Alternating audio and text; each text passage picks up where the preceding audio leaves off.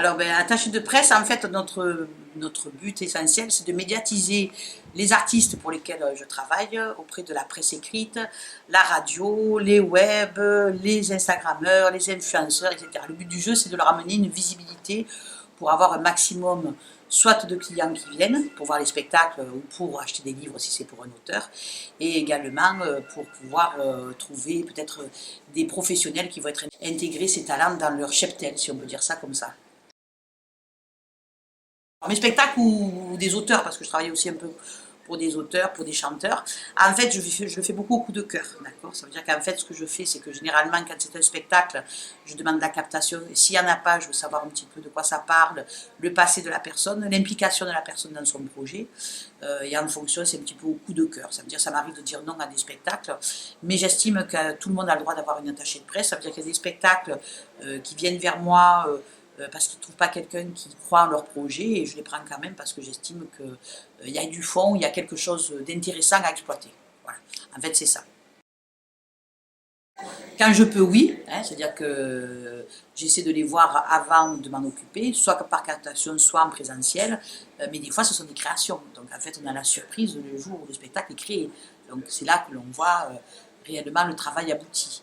Alors quand le travail est abouti, de façon positive, bon, là on est content parce qu'on sait qu'on va partir avec quelque chose qui va être extraordinaire ou avec lequel on va avoir beaucoup de retours.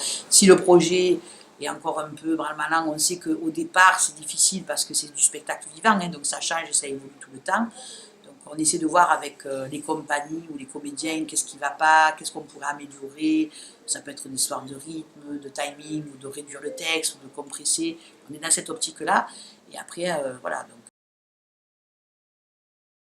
j'en ai plein, hein. J'ai des coups de cœur que j'ai depuis longtemps, que je suis depuis pas mal d'années, hein, comme Double Jeu, le Mardi à Monoprix, comme le Piaf, voilà, donc ça c'est des spectacles que je défends depuis quelques années sur le festival, et j'en oublie d'autres, désolé si je vous oublie, mais enfin il n'y a que faire déco, il y a tous ces spectacles que je suis depuis 1 an, voire 2 ans, et puis après il y a les créations de cette année, avec des coups de cœur comme Madame Bovary, Les Enfants du Diable, Zemla, La Danse du Poisson, Les Filles d'Ariane. Il y en a tellement que, voilà.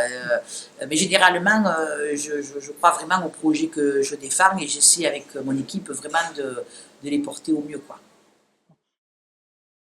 39. Mais bon, après, on est pris dans le rythme. Le rythme international. Là, c'est le plus compliqué, c'est maintenant. C'est faire les revues de presse pour donner les revues de presse. Parce que, comme ils ont quand même eu tous pas mal de succès, on est un petit peu débordé pour faire la collecte des données qui ont été faites au fur et à mesure. Mais ben oui, en fait, je prends des stagiaires depuis un petit moment. Ce qui est bien avec les stagiaires, c'est de les voir évoluer, hein. Donc, je dis coucou à mes anciennes stagiaires parce que j'ai des nouvelles de toutes mes anciennes stagiaires et mes anciennes stagiaires également.